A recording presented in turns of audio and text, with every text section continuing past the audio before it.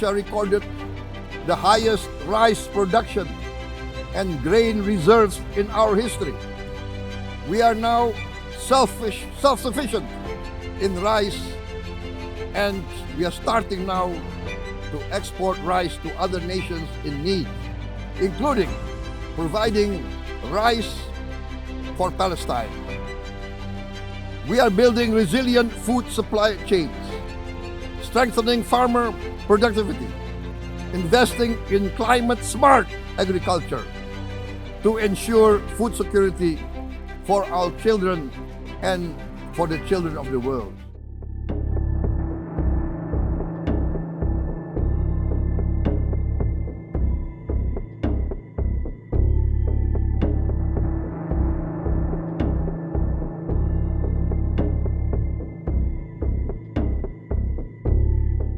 We are now self-sufficient in rice, and we are starting now to export rice to other nations in need, including providing rice for Palestine.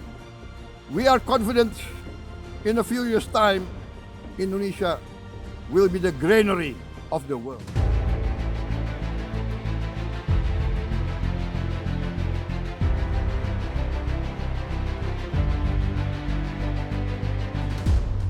Indonesia today is one of the largest contributors to United Peacekeeping Forces. We believe in the United Nations. We will continue to serve where peace needs guardians, not with just words, but with boots on the ground. If and when the United Nations Security Council and this great assembly decide Indonesia is prepared to deploy 20,000 or even more of our sons and daughters to help secure peace in Gaza or elsewhere, in Ukraine, in Sudan, in Libya, everywhere when the peace needs to be enforced, peace needs to be guarded, we are ready. We will take our share of the burden, not only with our sons and daughters, we are also willing to contribute financially to support the great mission to achieve peace by the United Nations.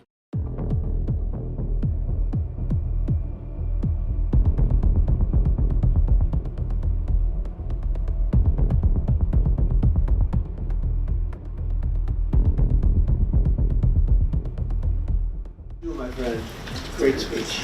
You did a great job pounding on that table. I said, how would you like to deal with them when you left? It's not easy. You did a great job. Thank you very much. Thank you, everybody. We're going to work very hard on this. This is going to be...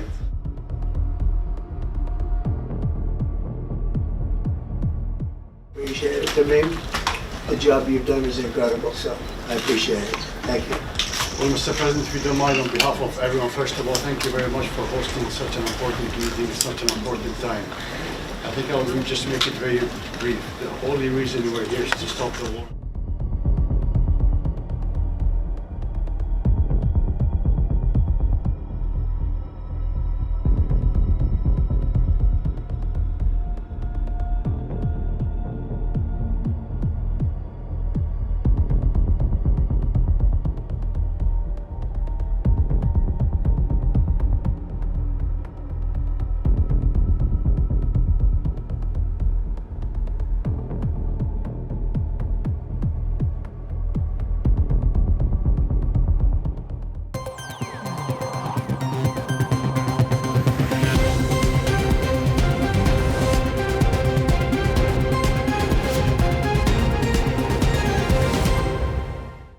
Pemirsa, Presiden Prabowo Subianto sangat cerdas dan tangkas mengambil momentum yang cukup menampar pemimpin negara-negara dunia saat pidato di sidang umum ke-80 Perserikatan Bangsa-Bangsa di New York, Amerika Serikat.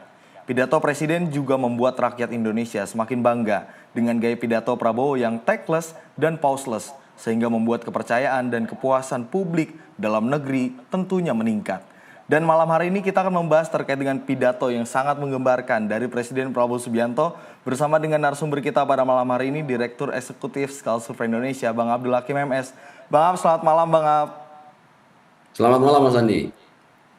Bang Ab, ini kalau melihat kabar yang cukup mengharukan, bukan hanya kabar, kita juga sama-sama menyaksikan seluruh rakyat Indonesia beberapa hari yang lalu, bahkan saya juga di kantor nih sampai lembur menonton pidato dari Presiden Prabowo Subianto. Tanpa saya tanya dulu Bang Ab, dari Bang Ab pribadi melihat momentum 10 tahun sudah tidak hadir di PBB, peran dari Indonesia kemudian hadir kembali dengan hadirnya Presiden Prabowo Subianto. Bang Ab melihat pidato Presiden kemarin rasanya seperti apa Bang? Baik Mas Andi.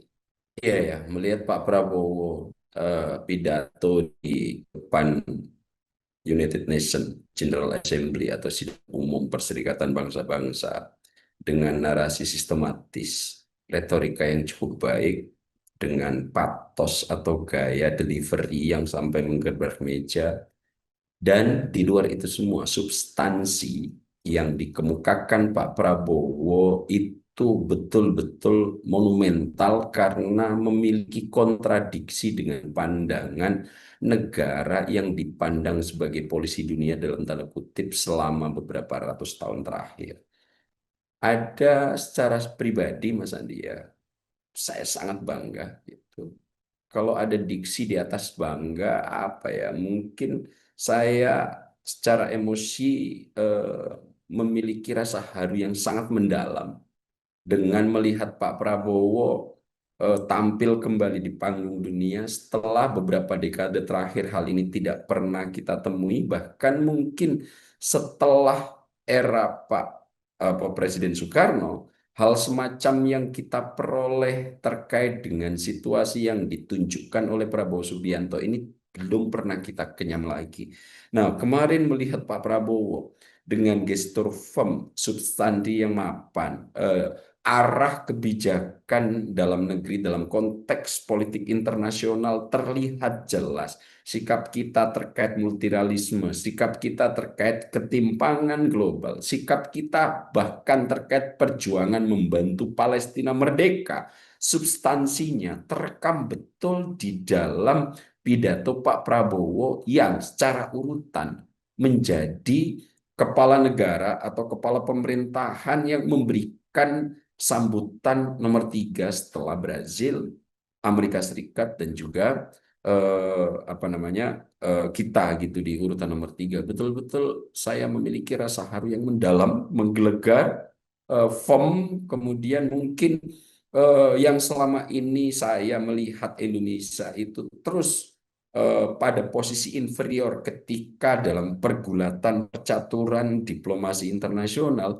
Dengan hadirnya Pak Prabowo kemarin yang kerap menjadi sorotan, diundang oleh Presiden Pram dalam satu meja dengan kepala pemerintahan yang lain dan kepala negara yang lain, bahkan ditunjuk khusus oleh Presiden Pram bahwa ya meskipun sedikit menyindir dengan cara pidato menggebrak-gebrak meja, ini kalau seandainya Pak Prabowo lagi marah, maka ini akan menjadi masalah serius, kata Trump. Nah, hal-hal yang semacam ini kemudian Trump ditutup dengan very good, my brother gitu. Akhirnya, lagi-lagi Mas Andi, saya turut sangat bangga.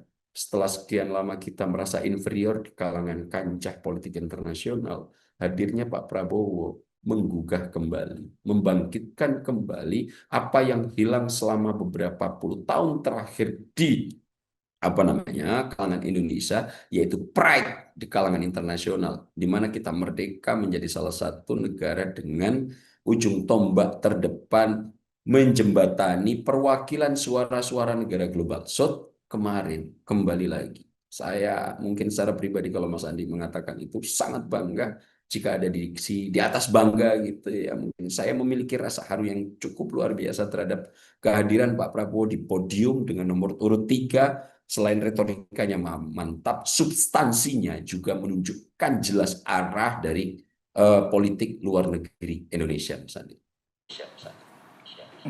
Oke, baik. Baik Bang Ab, kalau melihat dari pidato Presiden kemarin, ini ada beberapa poin yang saya catatkan.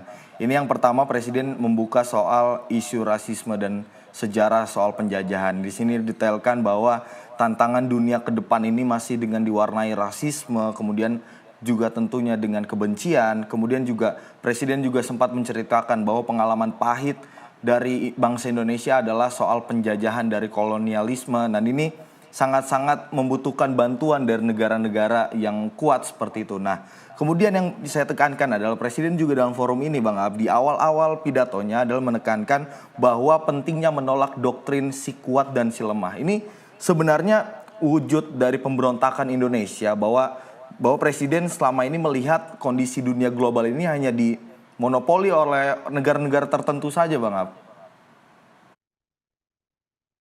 Iya, sangat menarik ya substansi posisi moral yang dikeluarkan oleh Presiden Prabowo Subianto. Bahkan kalau kita lihat dari substansi isinya, Pak Prabowo menukil doktrin kuat si lemah dan si kuat seperti yang Mas Andi berikan itu adalah Thucydides.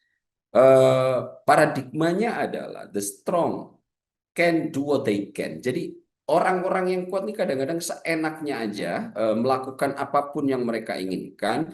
Di saat yang bersamaan the weakness itu hanya akan mengenyam penderitaan yang mungkin secara status harus mereka peroleh. Nah ini kutipan Thucydides itu kalimatnya sampai saya harus catat nih. The strong do what they can. The weak itu suffer what they must. Itu dikutip Pak Prabowo secara detail langsung di depan negara-negara yang memiliki power dan menjadi kelompok regulator bahkan pengarah moral dunia yang sangat kontras. Yang menarik Mas Andi, kritikan keras Pak Prabowo ini dilontarkan pasca Presiden Amerika Serikat Donald Trump juga menunjukkan bahwa negara kuat itu semaunya sendiri. Mas Andi ya, kita tahu dalam pemberian pidato di UNGAD United Nations General Assembly atau Sidang Umum Perserikatan Bangsa-Bangsa ke-80 kemarin itu kan waktunya dibatasi ya. Dan kalimat Pak Prabowo ini langsung mengiris itu, di mana Presiden Donald Trump pidatonya sampai hampir 1 jam, Mas Andi, di mana kalau negara-negara yang lain untuk broadcast ke internasional dimatiin di sambutan pembukaan UNGA 80 ini, waktu itu Pak Prabowo pidato juga melebihi waktu 5 menit yang diberikan. Kemudian itu menjadi santer diskursusnya bahkan di kalangan internasional, tapi ternyata itu bukan karena disengaja atau disabotase, akan tetapi ada aturan di sidang pembukaan atau sambutan pembukaan kemarin itu masing-masing kepala negara hanya dikasih waktu 5 menit. Di auditorium itu mic tetap akan hidup, akan tetapi untuk broadcast internasional dimatikan. Nah, hal ini juga menimpa Presiden Turki, kalau nggak salah Erdogan, mic-nya juga dimatikan. Nah, kemudian kita lihat bahwa kutipan yang dikeluarkan oleh Prabowo Subianto itu betul-betul nyata adanya. Satu pidato sebelum Pak Prabowo lakukan bahwa orang-orang atau negara-negara kuat ini selalu melakukan apapun yang mereka mau dan itu kadang-kadang tidak mendapatkan sanksi atau tidak dilakukan prosedur secara nyata, itu terjadi betul-betul sesaat sebelum Pak Prabowo pidato. Trump yang kemudian pidato sampai 45 menit ke atas itu yang semestinya masing-masing kepala negara cuma dikasih waktu 15 sampai 20 menit. Kalau siaran langsung Pak Prabowo di forum resmi United Nations-nya, videonya 20 menitan begitu ya. Tapi kemudian Trump itu sampai 45 menit. Satu, ini adalah indikator kecil apa yang dikemukakan Pak Prabowo menemukan legitimasinya bahwa kadang-kadang negara kuat, negara-negara yang memiliki power berlebih ini bertindak semaunya. Kemudian Pak Prabowo mengirisnya dengan pengalaman kita, Mas Andi. Kita ini adalah negara yang memang sudah kenyang dengan penjajahan, bahkan juga kita sempat dipatah atau dipisah-pisahkan dengan kebijakan apartheid. Mungkin kalau Mas Andi ingat, di saat kita dijajah Belanda, apartheid juga pernah kita alami, Mas Andi. Kita dikelompokkan untuk fasilitas, kewenangan, apa yang bisa dilakukan dan tidak dibagi menjadi 3 kasta. Dulu warga negara aja misalnya di Indonesia dibagi menjadi 3 klaster tuh. Nomor 1 adalah warga negara Eropa, di mana dia memiliki privilege penuh untuk semua fasilitas yang dikenyam oleh negara, mereka nomor 1. Mereka ini dianggap sebagai ras yang paling tinggi derajatnya, di mana mereka lah yang secara definitif menjadi penguasa begitu. Yang nomor 2, kita juga kemudian secara kewarganegaraan dipisahkan menjadi warga yang disebut sebagai Timur Asing gitu, di mana mereka ini adalah warga-warga pendatang yang kemudian dijadikan oleh penjajah waktu itu sebagai penjembatan. Mayoritas mereka bekerja di sektor ekonomi untuk menjadi penyangga dan penyambung dengan kelompok warga negara nomor 3. Nah, warga kelompok nomor 3 inilah yang kemudian disebut sebagai inlander, di mana kemudian kita perbaiki makna peyoratifnya ini menjadi warga negara pribumi. Nah, Mas Andi, kalau kita kemudian saat merdeka dikatakan salah satu syarat menjadi presiden itu harus warga negara Indonesia asli, asli itu maksudnya adalah merujuk ke warga negara nomor 3 ini, Mas Andi. Ini adalah kebijakan apartheid. Jika kemudian ini nggak dievaluasi, negara apa warga negara Timur Asing dan juga Eropa nggak boleh jadi presiden. Yang lain kau boleh lah, tapi untuk yang jadi presiden Republik Indonesia kau nggak boleh. Nah, inlander atau pribumi ini akhirnya Pak Karno, Pak Hatta, kemudian beberapa tokoh pendiri bangsa yang lain memberikan privilege penuh bahwa yang bisa menjadi presiden harus dari warga negara kelas 3 yang dulu disebut sebagai inlander oleh Belanda ini. Nah, sejarah panjang yang kita alami semacam ini, Mas Andi, ya, yang kemudian memberikan roh, memberikan substansi background kepada Pak Prabowo untuk mengkritik negara-negara kuat ini dengan bahkan mengutip Thucydides sebagai rujukan bantalan ini betul-betul terjadi, dilakukan oleh Prabowo Subianto. Dan ini tanpa tedeng aling-aling, tidak hanya di sidang atau sambutan atau pidato di UNGA 80 ini sebetulnya Pak Prabowo mengatakan ini.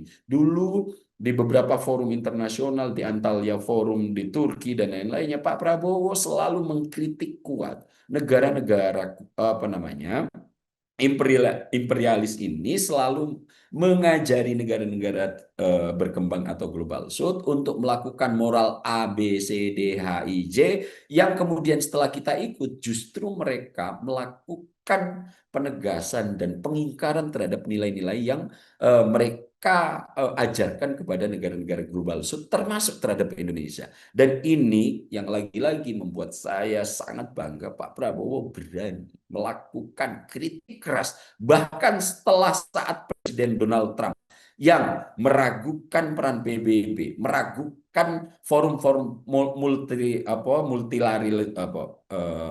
multilateralisme, forum-forum yang tidak lagi dunia ini unipolar atau bipolar gitu. Itu setelah sesaat Presiden Trump melakukannya, dan ini akhirnya betul-betul lagi-lagi mudah-mudahan kita kuat untuk menghadapi apa namanya ya sesuatu gangguan setelah Pak Prabowo cukup keras bersuara tentang kritikan-kritikan ketidakadilan global ini, sehingga saya sangat berharap ini juga menular kepada negara-negara lain untuk bersikap hal yang sama.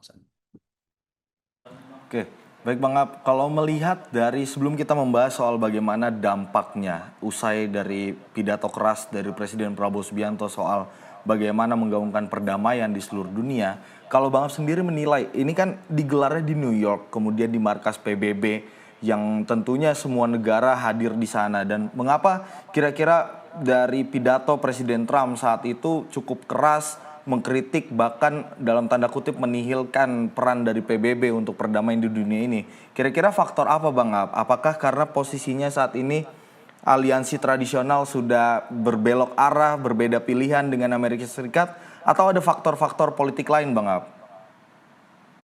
Apa yang dilakukan Amerika ini selalu membungkus semua kepentingannya dengan narasi-narasi yang cukup baik. Ini sebetulnya cukup disadari oleh Pak Prabowo, Mas Andi ya. Kenapa kemudian Amerika melakukan hal itu? Tentu ini semua basisnya adalah kepentingan nasional mereka. Kita tahu satu-satunya negara saat ini yang masih standing untuk membela Israel dalam diplomasi internasional hanya Amerika, dan ini semua dilatari oleh kepentingan Amerika di Timur Tengah, begitu ya.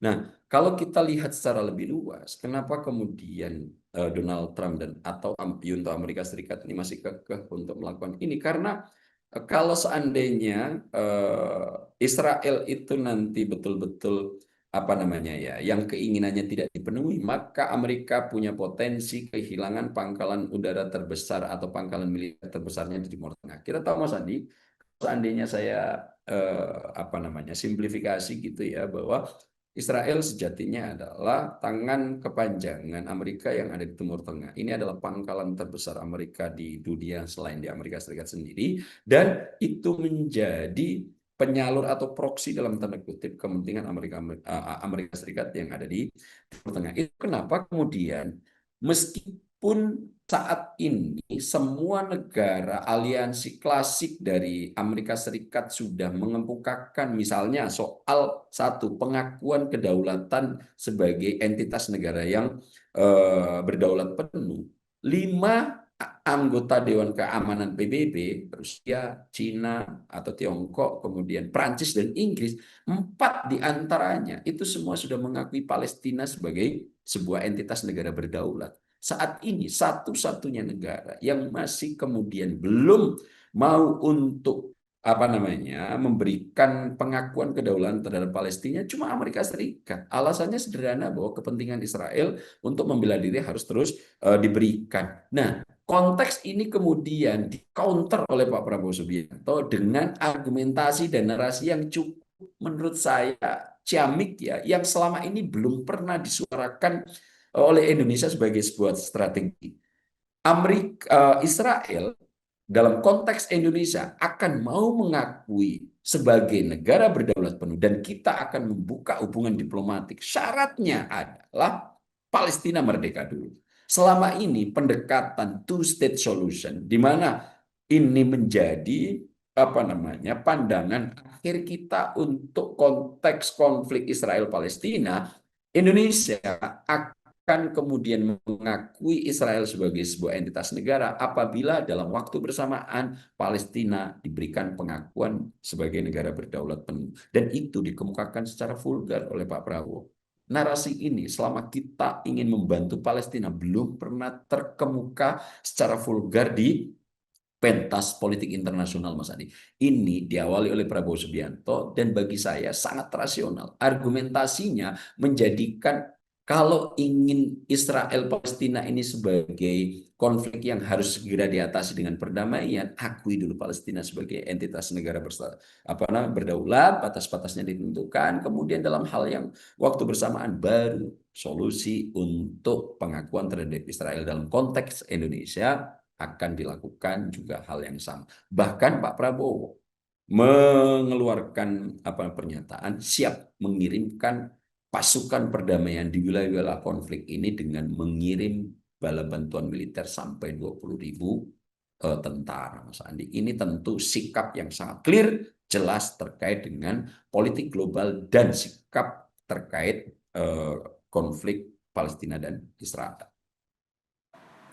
Baik, Bang Ab, ini menarik soal membahas soal ide two-state solution ini. Karena bukan hanya tentunya direspon oleh negara-negara di seluruh dunia, tapi juga ini mendapatkan respon juga dari publik. Ada yang pro dan juga ada yang kontra. Kemudian tadi juga kita belum membahas soal bagaimana dampak dari pidato yang cukup keras dari Presiden Prabowo Subianto ini, yang tanda kutip banyak yang menyimpulkan kalau ini pukulan keras bagi Presiden Donald Trump gitu, karena setelah Donald Trump menihilkan PBB kemudian disanjung-sanjunglah oleh Presiden Prabowo Subianto yang menjadi pembicara selanjutnya gitu. Nah, tapi itu jangan dibahas dulu Bang Ab, karena kita akan terpotong jeda dulu. Pemirsa jangan kemana-mana, tetap di Sorotan Utama Sinpo TV.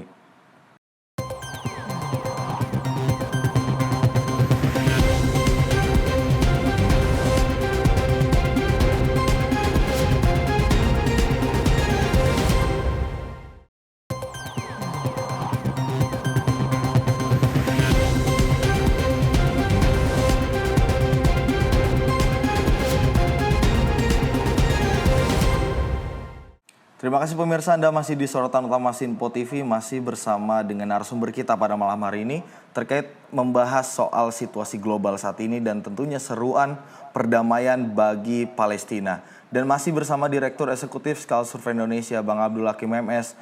Bang Ab, kembali melanjutkan Bang Ab.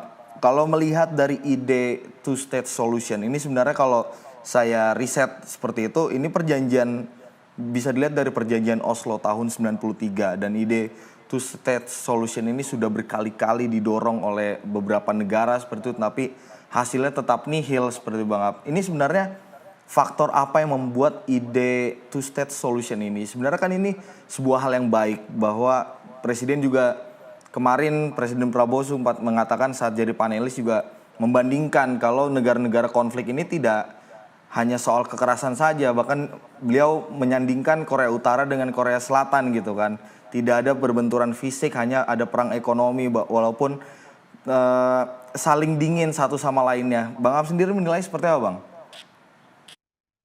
Kalau bicara khusus soal konflik Israel-Palestina, ini memang banyak dimensi yang harus didiskusikan, Mas Andi. Karena sejatinya dengan berbagai macam diskusi dan dimensi yang mengerucut itu arahnya cuma dua sebetulnya. Satu, Israel ingin mengharapkan Palestina tidak ada, gitu. Bahkan cita-cita utamanya adalah membuat greater Israel. Kalau Palestina nanti sudah hangus, mungkin ke Suriah, Lebanon itu juga akan dicita-citakan menjadi greater Israel. Itu kenapa sampai detik ini upaya Israel itu selalu untuk melakukan ekspansi wilayah selama ini dengan Palestina begitu. Kemudian kerap kali berkonflik dengan negara-negara Suriah dan Lebanon. Dan itu nanti kan cita-cita utamanya kan memang untuk membuat greater Israel gitu. Nah, di sisi yang bersamaan posisi dari Palestina di beberapa kelompok juga sama. Nah, akhirnya inilah yang menjadikan situasi konflik ini agak cukup sulit untuk diredam, karena di antara satu dengan yang lainnya secara sederhana saya simpulkan sebagai kelompok yang ingin saling menihilkan gitu. Akan tetapi dengan terus-terusnya situasi yang terjadi ini sampai detik ini tidak ada titik temu. Nah, dalam konteks karena posisi Palestina itu mirip dengan posisi kita, bahkan salah satu negara mungkin waktu itu untuk menyuarakan agar Indonesia bisa menjadi negara yang berdaulat penuh. Sejak saat itu, Mas Andi, posisi Indonesia cukup clear dalam konteks konflik Israel-Palestina. Kita selalu mendukung Palestina yang memiliki kesamaan nasib sebagai negara terjajah, sebagai kesamaan nasib yang tertindas, maka yang itu juga sudah dimaktubkan dalam Undang-Undang Dasar kita, penjajahan di atas dunia harus dihapuskan. Sejak itu sikap kita tidak pernah berubah terkait posisi Palestina. Kita selalu ingin melakukan upaya agar Palestina bisa menjadi negara berdaulat penuh. Yang sebetulnya ini sangat tidak diharapkan oleh Israel, dan di belakang Israel lagi-lagi disokong oleh kekuatan yang paling luar biasa di dunia dengan kekuatan militer, ekonomi, budaya, dan berbagai macam segmen atau dimensi lain, yaitu Amerika Serikat gitu Mas Andi. Nah, dalam situasi yang semacam ini kita tidak pernah berhenti untuk membela Palestina. Dan sebetulnya beberapa perjuangan kita mulai dari konferensi Asia Afrika sampai Pak Prabowo kemarin yang pidato di UNGA 80 ini tetap itu teguh kita lakukan. Dan sebetulnya di beberapa upaya kita sudah banyak yang diperoleh. Saya catat ini Mas Andi ya, dari 193 negara berdaulat gitu ya. 156 negara anggota PBB saat ini sudah mengakui Palestina sebagai negara berdaulat. Ini tentu adalah capaian yang cukup baik. Akan tetapi, meskipun sudah ada 156 negara anggota PBB yang mengakui Palestina, namun secara de facto Palestina menjadi negara yang terjajah.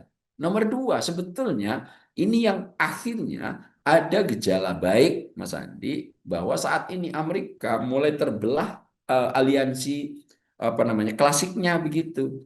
Ada beberapa negara yang saat ini yang memiliki hubungan erat aliansinya dengan Amerika Serikat soal Palestina sudah mulai berbeda pandangan 5 negara apa namanya yang menjadi anggota tetap Dewan Keamanan PBB, 4 diantaranya sudah mengakui Palestina sebagai negara berdaulat. Siapa mereka yang punya hak veto? Rusia, Tiongkok, Prancis, Inggris saat ini sudah mengakui Palestina sebagai negara berdaulat.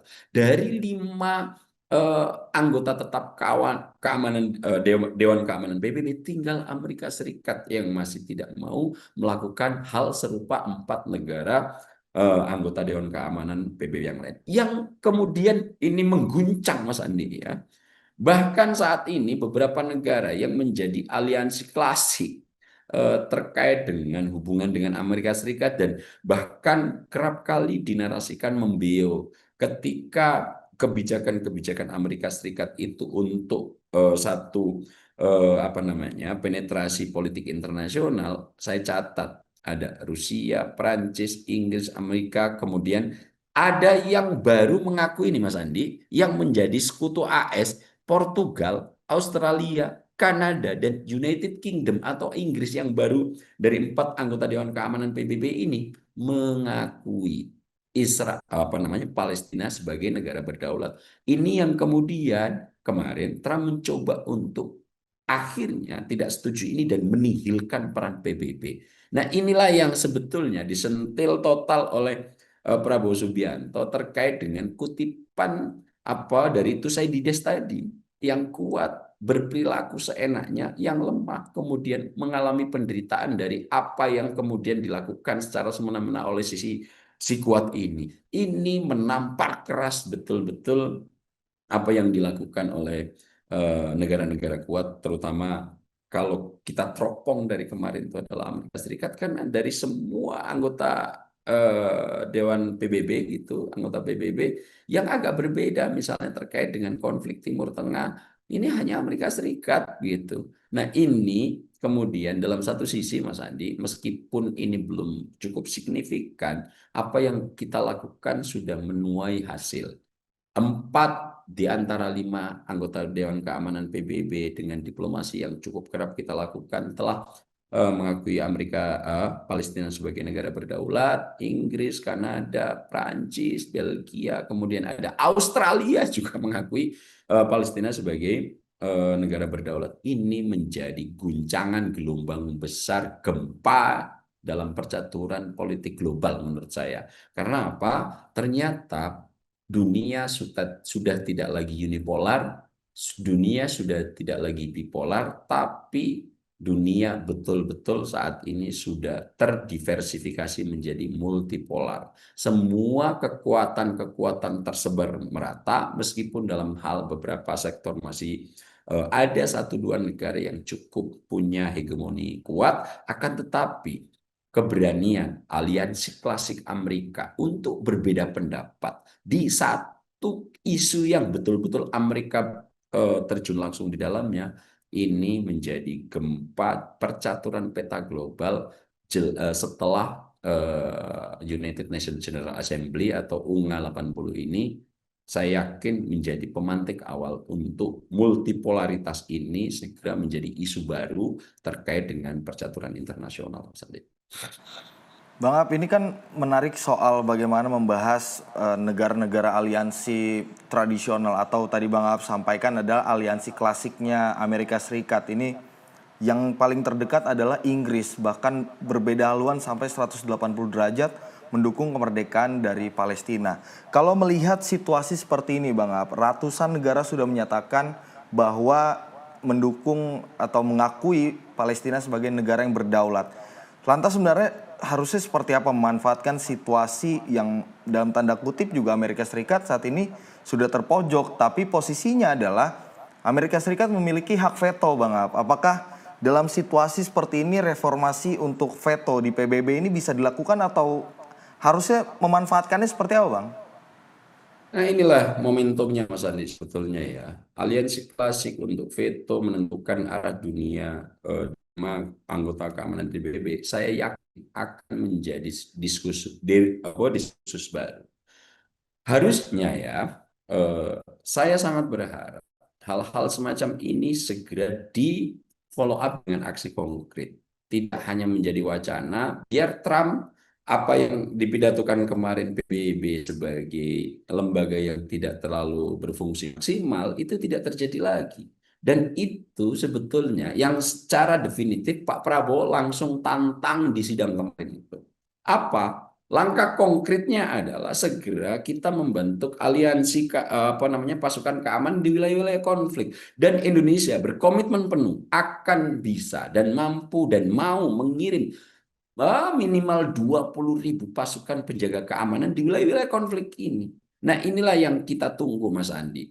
Apa yang kemudian terjadi dalam diskursus gempa politik terkait terbelahnya aliansi Amerika, kalau rujukan kasusnya adalah konflik Israel-Palestina, harus segera di follow up dengan aksi-aksi konkret. Pak Prabowo memahami betul kalau ini hanya nanti menjadi kesepakatan di atas kertas, apa yang kemudian dikemukakan Trump akan kembali terjadi. Apa itu? Bahwa PBB hanya menjadi lembaga yang seremonial, tidak berfungsi maksimal. Kenapa? Karena langkah-langkah konkret jarang dan cukup kerap kali tidak dilakukan. Tapi pokok utamanya, Mas Andi, ya, adanya perbedaan sikap dari aliansi-aliansi klasik ini memunculkan satu hal menurut saya, bahwa saat ini resistensi untuk Amerika sebagai penjaga moral tunggal atau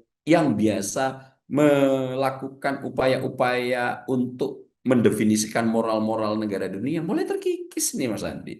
Dan ini menjadi poin krusial. Saat ini mungkin negara-negara yang berbeda pendapat punya moral yang saat ini lebih cenderung untuk mengikuti suara-suara dari negara-negara global South gitu. Di mana moral itu, seperti kemarin Perdana Menteri Kanada yang menerima Pak Prabowo dalam kunjungan setelah dari New York, dikutip betul itu dan dipuji pernyataan Pak Prabowo terkait dengan isi di mana kita antara satu dengan yang lain, keadilan global ini kemudian harus diciptakan. Dan ini secara definitif langsung dipuji oleh Perdana Menteri Kanada, Carney gitu, di saat memberikan press conference berdua dengan Pak Prabowo. Nah, nilai-nilai yang semacam ini, penjaga-penjaga moral baru atau nilai-nilai moral baru tentang dunia global ini sudah mulai harus dirumuskan dan didiskusikan secara lebih serius.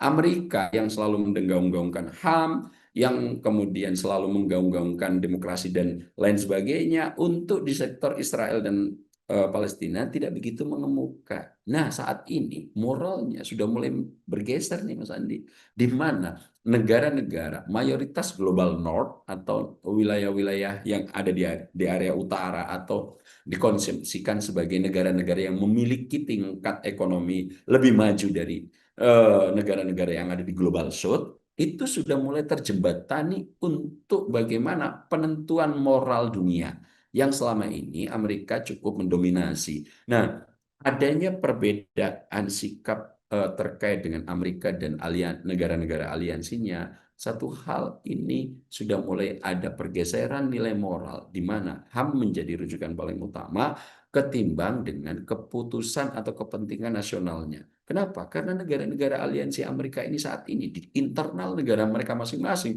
mendapatkan protes yang sangat keras terkait penuntutan moral yang dilakukan Israel terhadap Palestina. Ada yang sudah membahasakan ini sebagai genosida. Kalau kita sudah tidak tedeng aling-aling lagi bahwa ini adalah segera harus dicarikan apa yang menimpa Israel, Palestina ini adalah sesuatu yang harus menjadi perhatian dunia dengan serius. Kalau Indonesia aksi konkretnya terlihat, Mas Andi, memberikan bantuan keamanan meskipun tidak bisa kita lakukan melalui jalur darat, kita kirimkan lewat udara, pesawat Hercules kita terus mondar-mandir di sana untuk membagikan pangan, dan bahkan Pak Prabowo berkomitmen untuk mengirimkan 20.000 pasukan TNI kita untuk menjadi militer penjaga perdamaian di wilayah-wilayah konflik semacam ini. Saya berharap niat baik, kemampuan, pemahaman, serta narasi yang dibangun Pak Prabowo ini segera menular kepada negara-negara global North yang saat ini sudah mulai kecenderungannya memiliki perbedaan sikap terhadap Amerika Serikat misalnya. Baik Bang Ab, ini kalau menarik soal bagaimana solusi two state solution. Tadi juga Bang Ab sempat menungkil soal pernyataan Presiden Prabowo Subianto akan mengirimkan 20.000 lebih pasukan untuk menjaga perdamaian di dunia. Dan satu lagi Bang Ab yang ketinggalan adalah tidak hanya pasukan saja tapi finansial. Nah ini nanti kita akan bahas lebih mendalam Bang Ab, tapi kita harus jeda dulu. Pemirsa jangan kemana-mana, tetap di Sorotan Utama Sinpo TV.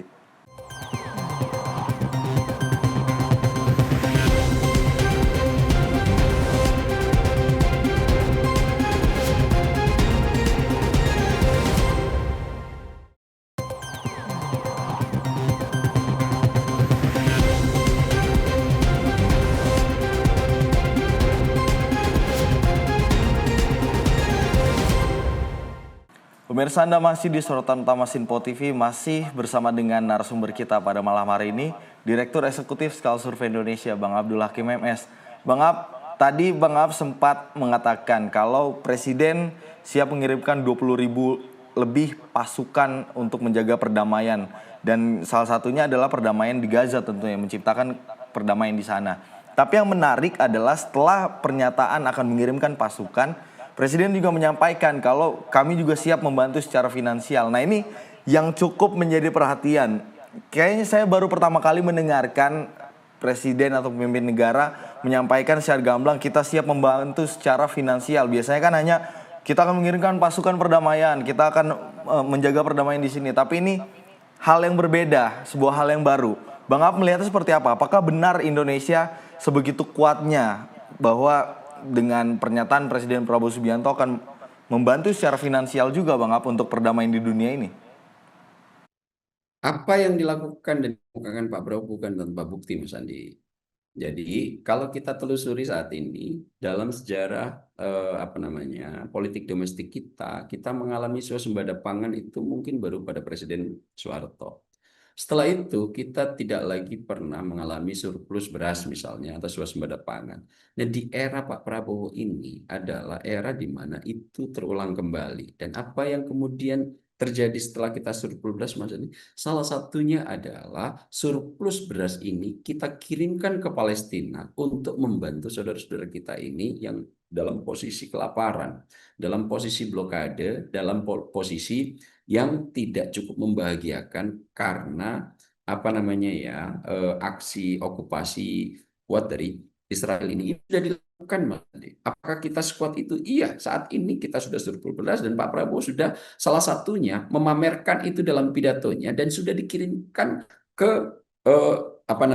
bantuan kemanusiaan terhadap Palestina dan itu sudah diekspor ke Palestina gitu. Meskipun saat ini masih banyak mengalami kendala-kendala serius dan itu sudah secara konkret dikemukakan Pak Prabowo dalam sambutannya bahwa saat ini adalah satu-satunya era di mana kita swasembada pangan, swasembada beras dan salah satunya untuk membantu Palestina. Jadi ketika nanti kita siap untuk mengeluarkan bantuan militer 20.000 pasukan, bantuan finansial, apakah kita mampu, Mas Andi, dengan upaya keras Pak Prabowo yang menyadari kekayaan kita cukup luar biasa saat ini, meskipun masih dalam proses transisi untuk pembentukannya dan antara punya aset sampai 1 triliun miliar US dollar. Ini juga seandainya Mas Andi ya, kalau kita rupiahkan ya mendekati 16-17 ribu triliun. APBN kita cuma berapa? 3.750 triliun. Coba bayangkan Mas Andi, kalau seandainya itu 5% aja kita suntikkan ke APBN kita tidak akan defisit lagi. Mungkin memang ini perlu waktu dan perlu momentum kuat dari Pak Prabowo untuk melakukannya. Apakah kita mampu melakukannya? Sangat mampu. Pertanyaan dan persoalan seriusnya di kita ini adalah bagaimana potensi. Saya ambil salah satu contoh aja, Danantara di beberapa BUMN yang kemudian di dalamnya itu aset untuk aset under manajemennya itu mencapai 1 triliun US dollar. Ini bukan kaleng-kaleng, Mas Andi. Nah, saya yakin betul kenapa Pak Prabowo mengungkapkan itu karena beliau tahu saat ini semua akses informasi kekayaan kita ada di tangan beliau. Masalahnya Pak Prabowo masih harus mengalami kendala domestik untuk kemudian melawan mereka-mereka yang selama ini mengenyam kekayaan kita ini dengan cukup serius. Saya berharap Pak Prabowo punya endurance kuat gitu ya, punya daya tahan, punya apa namanya, tidak akan berubah di tengah jalan untuk melawan ini semua, sehingga jangankan hanya mengirimkan bantuan apa namanya ke eh, apa namanya wilayah-wilayah konflik. Kalau seandainya ini semua bisa kita kelola dan bisa kita serap secara baik untuk kekayaan-kekayaan kita, saya yakin dalam waktu 5 tahun ini wajah Indonesia bisa berubah secara drastis. Dan itu tadi ya disadari oleh semua negara-negara yang kemarin ada di PBB loh. Kita lihat ya, Pak Prabowo tidak lagi menihilkan. Ketika dia mau berfoto, kiri kanannya ingin berdiskusi, bahkan yang dari bawah mencoba untuk mencoba mendekat dengan diplomasi direct kepada Pak Prabowo, meskipun kemudian Pak Prabowo kemudian harus segera bersiap-siap untuk foto. Yang kedua, kita lihat gestur. Sekarang pemimpin-pemimpin utama dunia tidak ada yang menyepelekan Indonesia. Pak Prabowo ketika hadir di momen internasional, semuanya mencoba untuk mendekat, berdiplomasi, dan Pak Prabowo menjawabnya dengan sangat elegan. Mas Andi, di tengah-tengah ke Kanada, kita tahu apa namanya, Presiden FIFA juga sempat mengunjungi Pak Prabowo, ujian dari Presiden Donald Trump, Presiden dari Perdana Menteri Kanada, Carney gitu, itu semua mendekat. Nah, inilah yang di awal tadi saya mengatakan, Mas Andi, saya sangat bangga, atau kalau ada diksi di atas bangga, haru cukup luar biasa melihat Indonesia tampil dengan begitu gagahnya, dengan tengadah muka, dan juga tidak merasa inferior karena adanya sosok dengan kemampuan mumpuni, diplomasi yang cukup baik, pergaulan internasionalnya cukup mapan, dan nggak ada rasa canggung sama sekali dari Pak Prabowo. Yang membuat saya lebih bangga lagi, Pak Prabowo berargumentasinya mampu untuk menjadi pengimbang argumentasi negara-negara yang saat ini paling mapan di dunia, apa itu Amerika Serikat, meskipun tidak dilakukan secara langsung. Substansi pidato urutan kedua Donald Trump yang begitu apa namanya ya, menunjukkan kalimat yang dikutip Pak Prabowo itu benar terjadi, itu saya dides itu, di mana yang kuat berperilaku semaunya, yang lemah harus menderita karena perilaku yang kuat ini betul-betul kontras. Dan di saat itu, oh iya, Indonesia sudah mulai kembali kepada diplomasi yang pernah terjadi di era Pak Karno. Dan saya berharap ini Prabowo kemudian tanggal 27 balik ke dalam negeri, ada berbagai macam persoalan domestik, MPG dan lain-lainnya, segera kemudian mengambil keputusan kuat sehingga nanti Pak Prabowo dalam konteks internasional kita sudah sangat dihormati, dimuliakan, diagung-agungkan. Nanti kembali ke Indonesia, saya berharap juga Pak Prabowo segera mampu untuk melakukan pengelolaan terhadap persoalan-persoalan domestik, sisa-sisa dari apa yang belum diselesaikan pada Pak Prabowo ketika berangkat ke luar negeri. Dan lagi-lagi apa yang dilakukan Pak Prabowo di 4 kunjungan kenegaraan, Jepang, New York, Amerika, kemudian ke Kanada, dan saat ini hari pas kita tapping ini Pak Prabowo sampai di Amsterdam, Belanda untuk melakukan pembicaraan-pembicaraan lanjutan. Yang paling membanggakan Pak Andi, Mas Andi, dengan Kanada kita melakukan penandatanganan CEPA, di mana nanti potensi barang ekspor kita akan mencapai 200 triliun dari hanya 7 jam kunjungan Pak Prabowo ke Kanada. Mudah-mudahan nanti ke Belanda yang akan melakukan perjanjian pertahanan dan ekonomi ini juga membawa oleh-oleh yang cukup baik nanti ke tanah air. Ini kalau melihat dari perjalanan Presiden Prabowo usai dari PBB, Bang Ab, ini percaya dirinya semakin lagi meluap-luap seperti itu ya. Makanya kalau melihat dari ke negara sini percaya dirinya begitu tinggi, kemudian dukungan dari dalam negeri juga sangat begitu tinggi. Kalau tadi Bang Ab sempat menyampaikan kalau ada kata-kata di atas bangga, itu yang akan digunakan. Bang Ab, sekali lagi terima kasih sudah mau berbincang. Tentunya kita semua rakyat Indonesia bangga dengan apa yang sudah dilakukan oleh Presiden Prabowo Subianto dalam karir politik di luar negeri. Dan kita harapkan juga tentunya Presiden kita dalam kondisi sehat, karena masih banyak proses yang harus kita lalui ke depan dan harus banyak sekali ide-ide program yang harus dicanangkan untuk tentunya mencapai Indonesia yang lebih maju di masa depan. Bang Ab, sekali lagi terima kasih banyak sudah mau berbincang. Sehat selalu Bang Ab. Pemirsa, pidato Presiden Prabowo Subianto di hadapan Sidang Umum Perserikatan Bangsa-Bangsa pada 23 September 2025 menuai perhatian luas baik di dalam maupun luar negeri. Presiden Prabowo Subianto pernah mengatakan bahwa Indonesia merupakan negara yang disegani oleh negara lain, dan hal itu dibuktikan oleh Presiden dalam pidatonya yang sangat penuh emosional. Langkah Presiden juga menegaskan bahwa negara berkembang seperti Indonesia bisa mengambil peran penting di kancah global. Melihat pidato Presiden Prabowo di sidang Majelis Umum PBB ke-80 beberapa waktu lalu membuat kebanggaan tersendiri bagi rakyat Indonesia. Pemirsa, saya Andi Rezaldi mewakili segenap kru yang bertugas pamit undur diri. Selamat malam, sampai jumpa.